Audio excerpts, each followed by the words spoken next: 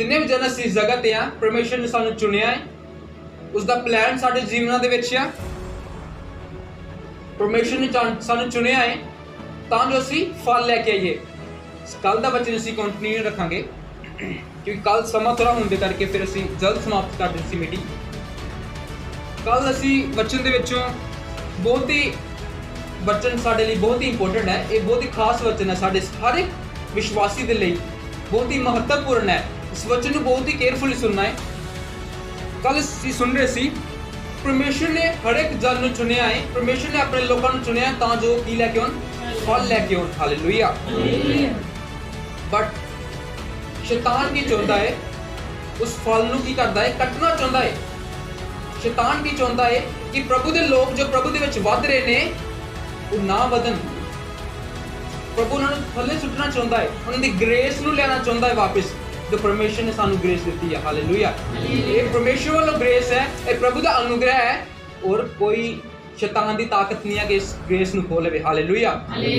ये साडा विश्वास है, असीं उस जीवंदे परमेश्वर ते विश्वास करते हैं। साडा विश्वास उस जीवित परमेश्वर ते है। परमेश्वर ने सानू चुनिया तां जो असीं फल लैके आइए। मत्ती उसदी 21:19 आयत दे विच जब प्रभु यीशु मसीह नूं भुख लगी तां ओह हज़ीर दे पेड़ दे विच गए। हालेलुया। जब असीं मत्ती उसदी 21:19 आयत नूं देखिया सी तां प्रभु यीशु मसीह एक हज़ीर दा जिहड़ा पेड़ सी ओहदे वल की कर रहे सी, जा रहे सी की करन वास्ते, उसदा फल खाण वास्ते, तां जो मैं इसदा फल खा के तृप्त हो जावां। प्रभु यीशु मसीह भुखे सी, जब जां रहे सी और हज़ीर दे वृक्ष वल, तो उस जो उसने वृक्ष नूं देखिया तो उस उत्ते फल नहीं सी। तो प्रभु यीशु मसीह ने उसनूं कहा, उस वृक्ष नूं कहा कि अज तो बाद तेरे उत्ते फल नहीं लगेगा। तां की होया, वो वृक्ष जिहड़ा सी हंजीर दा वृक्ष सी वो सुक गया। एक इंसान भी किया रुख दी तरह है।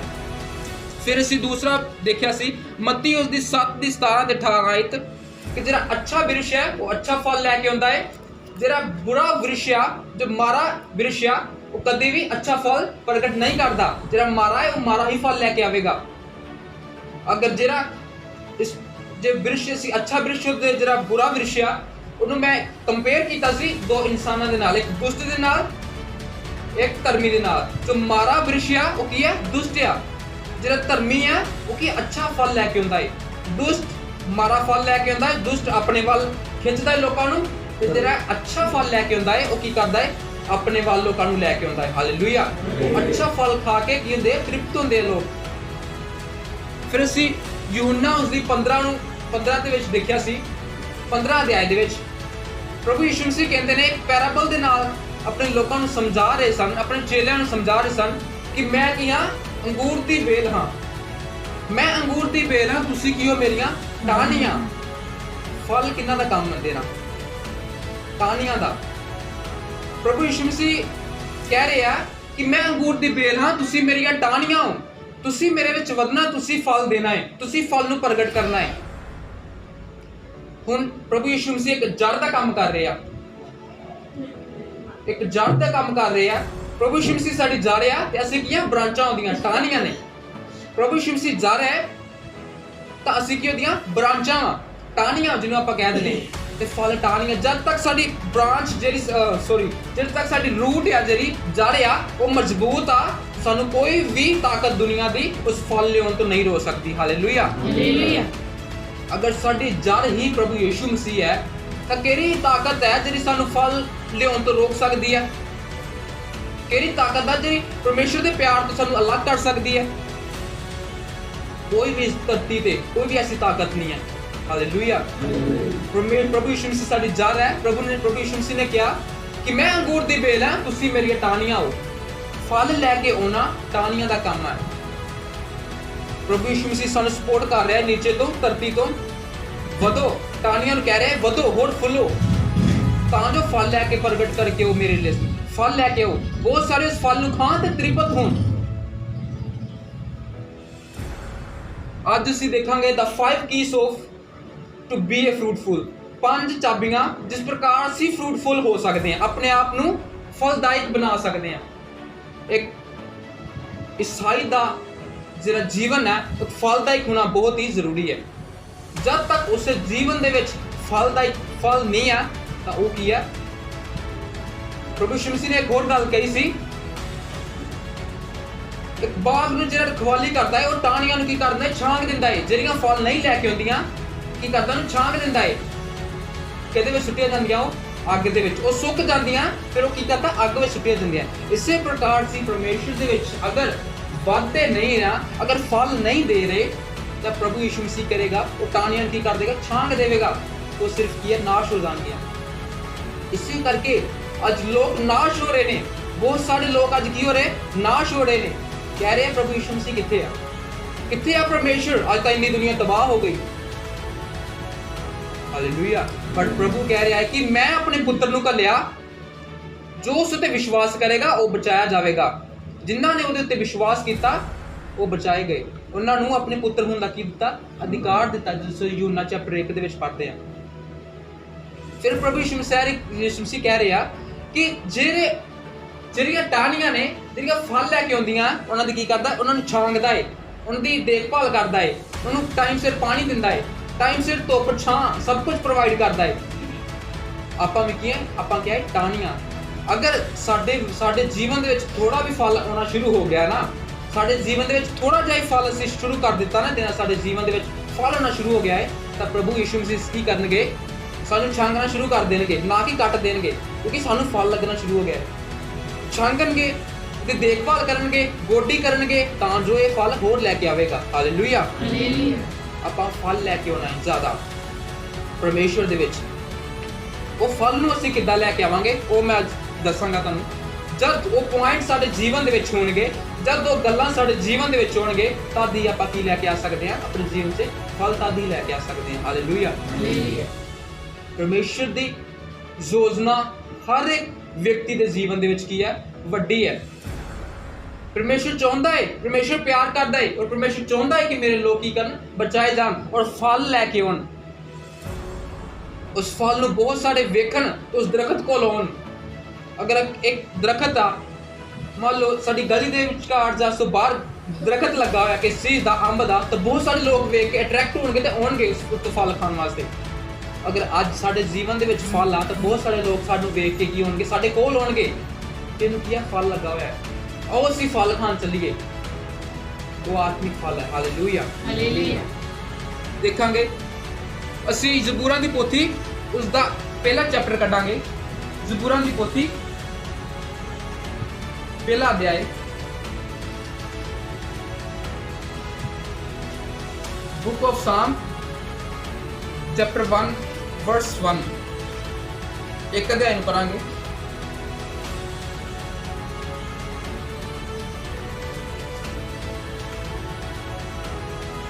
ਪੜ੍ਹ ਦੋ। ਸਾਨੇ ਉਹ ਮਨੁੱਖ ਜਿਹੜਾ ਦੁਸ਼ਟਾਂ ਦੀ ਮੱਤ ਉੱਤੇ ਨਹੀਂ ਚੱਲਦਾ, ਨਾ ਪਾਪੀਆਂ ਦੇ ਰਾਹ ਵਿੱਚ ਖੜਾ ਰਹਿੰਦਾ ਹੈ, ਅਤੇ ਨਾ ਮੁਖੋਲੀਆਂ ਦੀ ਝੁੰਡੀ ਵਿੱਚ ਬੈਠਦਾ ਹੈ। ਹਾਲੇਲੂਇਆ। ਹਾਲੇਲੂਇਆ। ਫਸਟ ਪੁਆਇੰਟ ਹੈ, ਅਗਰ ਇੱਕ ਮਨੁੱਖ ਪ੍ਰਭੂ ਯਿਸੂ ਮਸੀਹ ਦੇ ਵਿੱਚ, ਕ੍ਰਿਸਚੀਅਨਿਟੀ ਦੇ ਵਿੱਚ ਆ ਕੇ ਫਲ ਲੈ ਕੇ ਆਉਣਾ ਚਾਹੁੰਦਾ ਹੈ ਤਾਂ ਉਹ ਕੀ ਹੈ, ਦੁਸ਼ਟਾਂ ਦੀ ਮੱਤ ਉੱਤੇ ਉਹ ਨਹੀਂ ਚੱਲੇਗਾ, ਨਾ ਉਹ ਪਾਪੀਆਂ ਦੇ ਰਾਹ ਵਿੱਚ ਖੜਾ ਰਹਿੰਦਾ ਹੈ। ਇਹ ਹੈ ਨਿਸ਼ਾਨੀ ਇੱਕ ਇਨਸਾਨ ਦੀ ਜੋ ਪਰਮੇਸ਼ਰ ਦੇ ਵਿੱਚ ਕੀ ਲੈ ਕੇ ਆਉਂਦਾ ਹੈ, ਫਲ ਲੈ ਕੇ ਆਉਂਦਾ ਹੈ।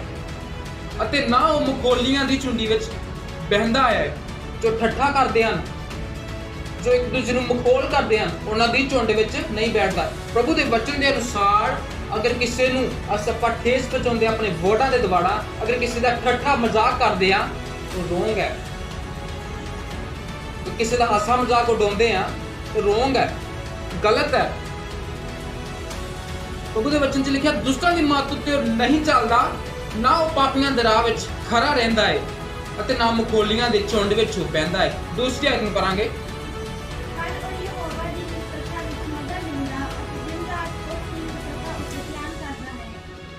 ਹਾਲੇਲੂਇਆ। ਪਹਿਲਾ ਪੁਆਇੰਟ ਹੈ, ਉਹ ਦੁਸ਼ਟਾਂ ਦੀ ਮੱਤ ਉੱਤੇ ਨਹੀਂ ਚੱਲਦਾ। ਦੂਸਰਾ, ਨਾ ਉਹ ਪਾਪੀਆਂ ਦੇ ਰਾਹ ਵਿੱਚ ਖੜਾ ਰਹਿੰਦਾ ਹੈ। ਨੰਬਰ ਤੀਸਰਾ ਹੈ, ਨਾ ਉਹ ਮਖੋਲੀਆਂ ਦੀ ਝੁੰਡ ਵਿੱਚ ਬੈਠਦਾ ਹੈ।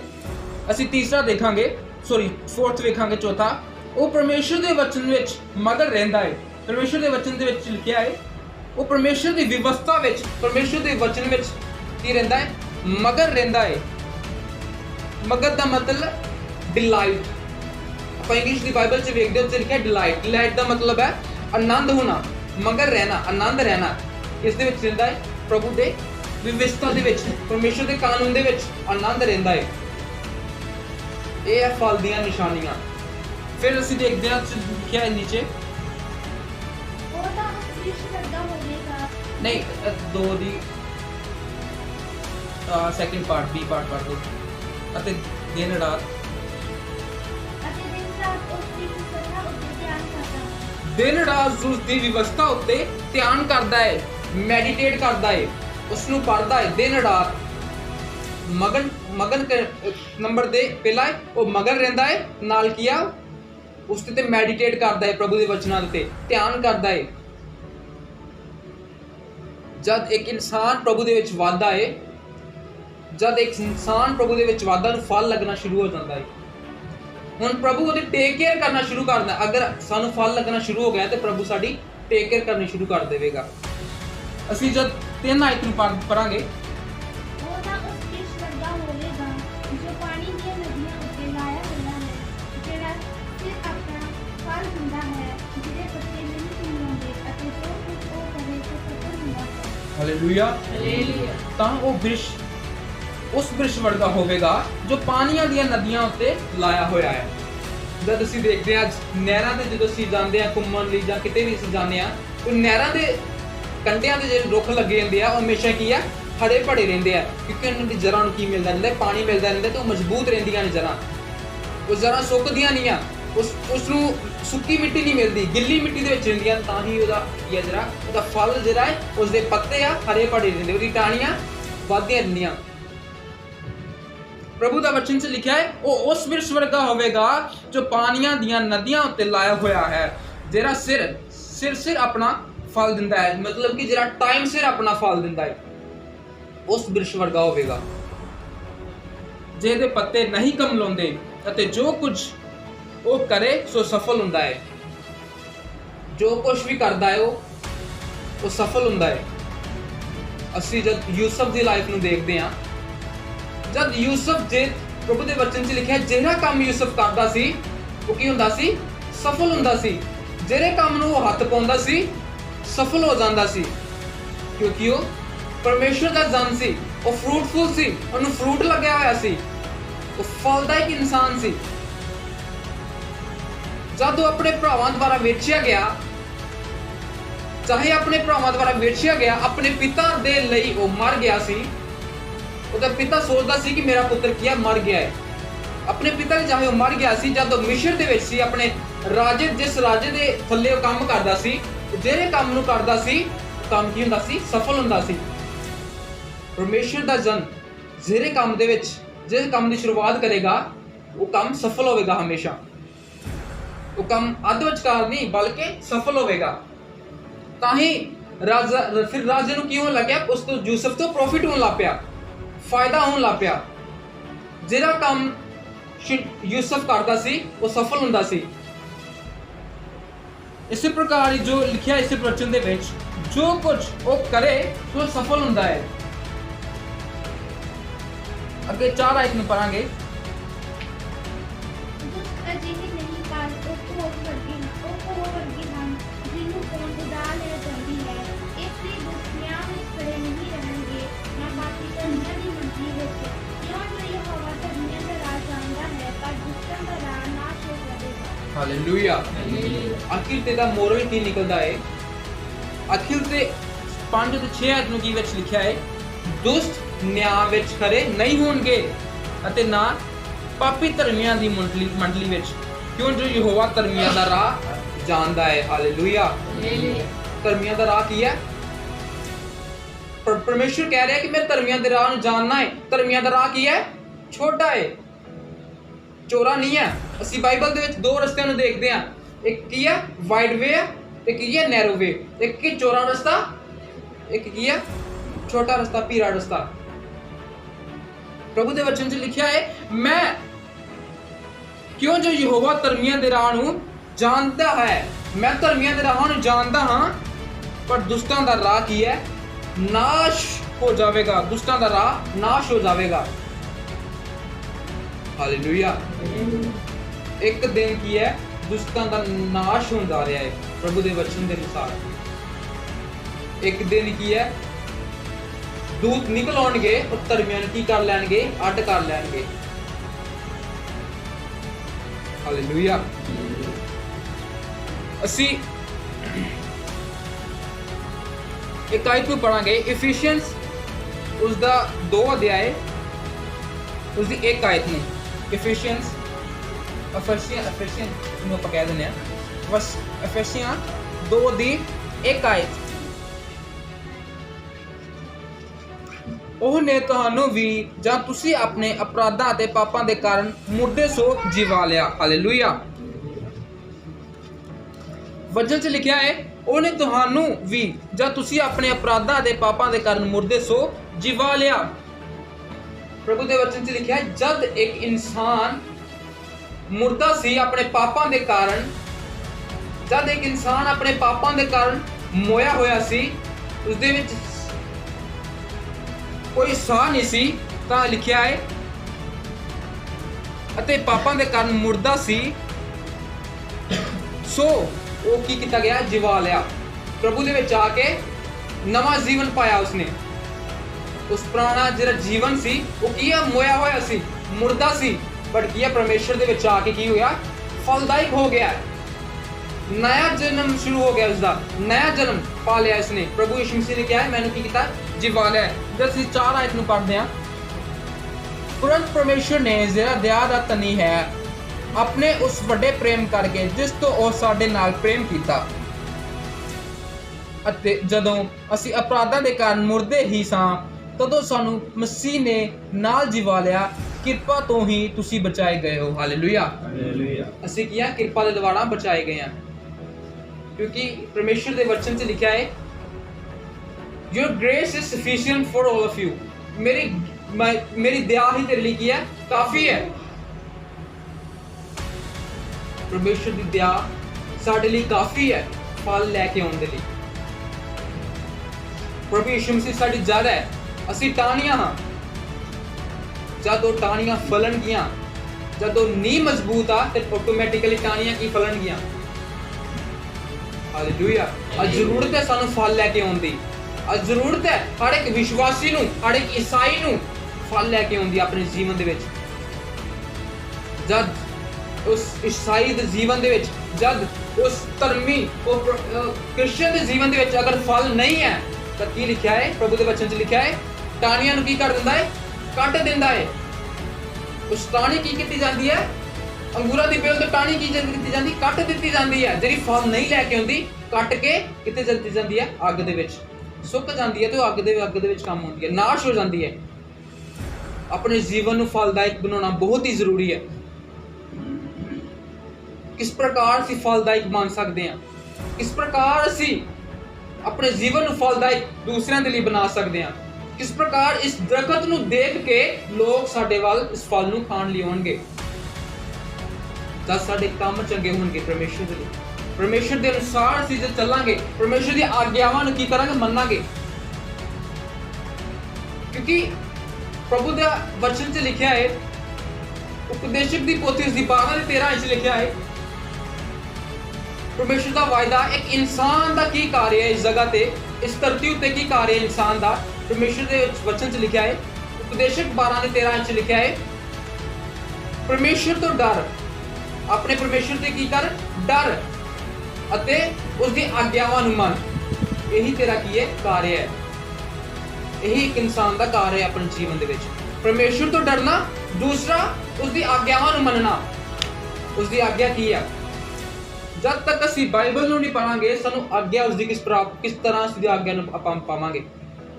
जब तक साडे विच प्रभु दा वचन नहीं होवेगा तां किस प्रकार उसकी आग्या नूं मन्नांगे। जब तक सानू उसके वचना का नहीं पता, असी की करांगे, दुनियादारी के काम करांगे। असी भी चलो दूसरे नूं देखांगे, वो भी कर रहे हैं, असी भी करांगे।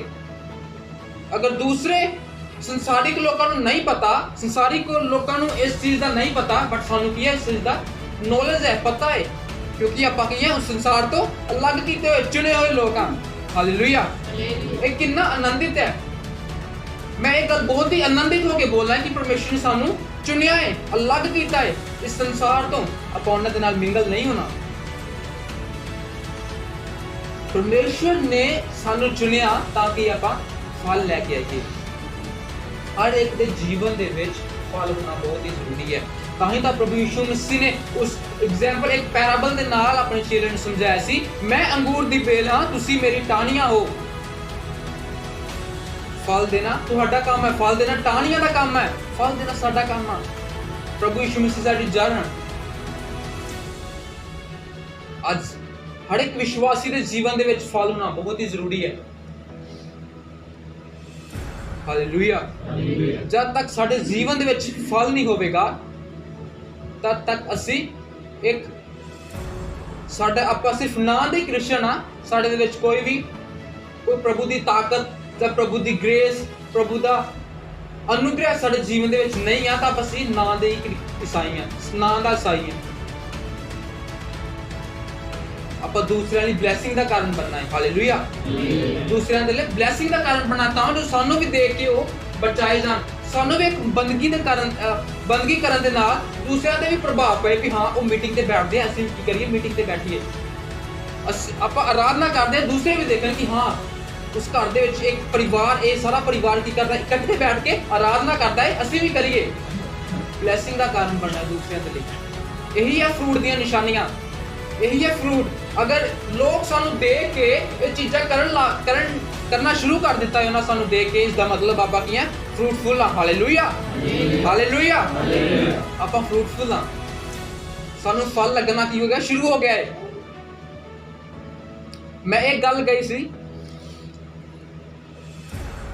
लास्ट वीक, मैं गल कही सी कि जब असीं प्रार्थना करते हैं, आराधना करते हैं, वर्शिप करते हैं, वचन सुनते हैं, एक है जिन्हों की हुंदा चोट लगती है, जिन्हों की हुंदा नुकसान हुंदा है, जिन्हों दुख लगता है, वो कौन आ? शैतान। हालेलुया। एक है जिन्हों कष्ट हुंदा है। यही गल साडे परिवार दे एक जन उत्ते प्रगट हुई है। 3 जन सुपने दे विच आए और उन्होंने कहा है कि तुसी प्रभु दे विच वधना की कर दिता है, शुरू कर दिता है। ये साडे परिवार दे एक जन उत्ते गल प्रगट हुई। मैं उधर ही गल कह रहा सी कि प्रभु जो असीं आराधना करते हैं, चाहे सानू इदां फील नहीं हो रहा कि किसी नूं ठेस हो रही है जां शैतान दा नाश हो रहा है साडी आराधना दे वाड़ा, चाहे सानू नहीं फील हो रहा, पर की है वो हुंदा ही हुंदा है। 100% उसनूं की हुंदा है, नुकसान हुंदा है, उसनूं अग लगदी है जद जिंदे परमेश्वर का नाम लेने आ। तां सुपने दे विच की देखिया, 3 जाने उसदे कोल आए और कह रहे आ कि तुसी प्रार्थना दे विच वध रहे हो, क्यों वध रहे हो, की कारण है? तुसी ना वधो प्रार्थना दे विच, रोक रहा है। शैतान अपनी चलाकियां की कर रहा है, प्रगट कर रहा है। शैतान नूं अग लगनी शुरू हो चुकी है। हालेलुया। साडी मीटिंग दे द्वारा शैतान नूं अग लगनी शुरू हो चुकी है। शैतान जलना शुरू हो चुका है साडी मीटिंग तो, क्योंकि आपां की कीता है, प्रभु दे नाम दे विच वधना शुरू कर दिता है, सानू फल लगना शुरू हो चुका है। ये निशानी फल दी। हालेलुया। ये निशानी ही फल दी है कि सानू फल लगना शुरू हो गया। साडू असीं परमेश्वर दे विच फल लगना की हो गया, शुरू हो चुका है। हुण असीं फलदायक बनना है, ज्यादा फल लैके आना है परमेश्वर दे लई, तां जो बहुत सारे इस फल नूं देखण और इसनूं खाण और तृप्त होण। हालेलुया। परमेश्वर दे कमाल इस्तेमाल होना है। परमेश्वर एक टाइम जरा शॉर्ट पीरियड है, 70-80 साल की जिंदगी है, इस तो वध के नहीं है, बट 1000 साल बाइबल दे विच लिखा है, प्रभु यीशु मसीह अपने लोकां दे नाल 1000 साल इस धरती ते वास करनगे, उस तो बाद न्याय होवेगा, फिर सदा लई, फिर कोई 1000 नहीं, 2000 नहीं, 50,000 नहीं, हमेशा दे लई, हमेशा दे लई, उसका कोई अंत नहीं है। फिर हमेशा दे लई आपां की करांगे, स्वर्ग विच परमेश्वर दे नाल राज करांगे। हालेलुया। कितनी आनंद दी गल है ना, कितनी आनंदित गल है साडे लई, उस परमेश्वर दे लोकां दे लई कि आपां उस जीवित परमेश्वर दे नाल सदा लई रवांगे। आपां दे योग्य नहीं सी, बट की कीता, प्रभु दे लहू दे दवारा की हो गए, आपां मुक्त हो गए, अपने पापां तो छुटकारा पा लिता है। पुराना जीवन छड्ड के आपां नवे जीवन दे विच ਐਂਟਰ ਕਰ ਚੁੱਕੇ ਹਾਂ। ਹਾਲੇਲੂਇਆ। ਇਹ ਸਾਡਾ ਵਿਸ਼ਵਾਸ ਹੈ, ਅਸੀਂ ਇੱਕ ਦਿਨ ਉਸ ਪਰਮੇਸ਼ਰ ਦੇ ਨਾਲ ਹੋਵਾਂਗੇ। ਅਸੀਂ ਇੱਕ ਦਿਨ ਆਪਣੇ ਜ਼ਿੰਦੇ ਪਿਤਾ ਉਸ ਪ੍ਰਭੂ ਯਿਸੂ ਮਸੀਹ ਦੇ ਨਾਲ ਹੋਵਾਂਗੇ। ਉਸ ਦੇ ਵਚਨਾਂ ਦੇ ਅਨੁਸਾਰ ਪ੍ਰਭੂ ਦੇ ਵਚਨ 'ਚ ਲਿਖਿਆ ਹੈ, ਮੈਂ ਆਪਣੀ ਪਰਜਾ ਨੂੰ ਕੀ ਕੀਤਾ ਹੈ? ਅਲੱਗ ਕੀਤਾ ਹੈ, ਸਵਰਗ ਦੀ ਪਰਜਾ ਨੂੰ। ਪ੍ਰਭੂ ਦੇ ਵਚਨ ਦੇ ਵਿੱਚ ਪਹਿਲਾਂ ਹੀ ਲਿਖਿਆ ਗਿਆ ਹੈ, ਪਰਮੇਸ਼ਰ ਉਸ ਨੇ ਕਿਹਾ ਹੈ ਮੇਰੀ ਪਰਜਾ ਕਰਕੇ ਲਿਖਿਆ ਗਿਆ ਹੈ। ਹੁਣ ਇਸ ਧਰਤੀ ਉੱਤੇ ਉਸ ਦੀ ਪਰਜਾ ਕਿਹੜੀ ਹੈ? ਅਸੀਂ ਉਸ ਦੀ ਪਰਜਾ ਹਾਂ। ਧਰਮੀ ਜਨ ਉਸ ਦੀ ਪਰਜਾ ਹੈ, ਅਸੀਂ ਪਰਮੇਸ਼ਰ ਦੀ ਪਰਜਾ। ਇੱਕ ਦਿਨ ਪ੍ਰਭੂ ਯਿਸੂ ਮਸੀਹ ਸਾਨੂੰ ਲੈਣ ਵਾਸਤੇ ਆ ਰਹੇ ਹਨ। ਅਸੀਂ ਉਸ ਉਡੀਕ ਵਾਸਤੇ ਕੀ ਆ? ਬੈਠੇ ਹਾਂ। ਜਦ ਮੇਰਾ ਦੂਲਾ ਆਏਗਾ ਮੈਨੂੰ ਲੈ ਕੇ ਜਾਵੇਗਾ। ਹਾਲੇਲੂਇਆ। ਇਸੇ ਲਈ ਇੱਕ ਇਨਸਾਨ ਦੇ ਜੀਵਨ ਦੇ ਵਿੱਚ ਫਲ ਹੋਣਾ ਬਹੁਤ ਹੀ ਜ਼ਰੂਰੀ ਹੈ। ਜਦ ਅਸੀਂ ਉਸ ਨੂੰ ਜਦ ਪਰਮੇਸ਼ਰ ਦੇ ਨਾਲ ਅਸੀਂ ਟਾਈਮ ਸਪੈਂਡ ਕਰਨਾ ਸ਼ੁਰੂ ਕਰ ਦਿੰਦੇ ਹਾਂ, ਜਦ ਉਸ ਨੂੰ ਅਸੀਂ ਸਮਾਂ ਦੇਣਾ ਸ਼ੁਰੂ ਕਰ ਦਿੰਦੇ ਹਾਂ, ਫਿਰ ਸਾਨੂੰ ਫਲ ਲੱਗਣਾ ਸ਼ੁਰੂ ਹੋ ਜਾਂਦਾ ਹੈ। ਉਹ ਨਿਸ਼ਾਨੀਆਂ ਤੁਸੀਂ ਦੇਖੋਗੇ, ਨਿਸ਼ਾਨੀਆਂ ਤੁਸੀਂ ਆਪਣੇ ਜੀਵਨ ਦੇ ਵਿੱਚ ਦੇਖੋਗੇ, ਬਹੁਤ ਜਲਦ ਦੇਖੋਗੇ। ਅਸੀਂ ਵੀ ਆਪਣੀ ਅੱਖਾਂ ਨਾਲ ਦੇਖਾਂਗੇ ਉਸ ਫਲ ਨੂੰ। ਹਾਲੇਲੂਇਆ। ਸੋ ਪਰਮੇਸ਼ਰ ਤੁਹਾਨੂੰ ਬਹੁਤ ਸਾਰੇ ਆਸ਼ੀਸ਼ ਦੇ ਇਸ ਵਚਨ ਦੇ ਦੁਆਰਾ। ਗੋਡ ਬlesਸ ਯੂ ਸਾਰਿਆਂ ਨੂੰ ਜੈ ਮਸੀਹ ਦੀ। ਹਾਲੇਲੂਇਆ। ਸਾਰੇ ਅਸੀਂ ਆਪਣੀ ਅੱਖਾਂ ਬੰਦ ਕਰਾਂਗੇ ਔਰ ਪ੍ਰਾਰਥਨਾ ਵਿੱਚ ਜਾਵਾਂਗੇ। Hallelujah. Thank you, Lord. Thank you, Jesus. Hallelujah. धन्यवाद परमेश्वर। Thank you, Lord. Hallelujah.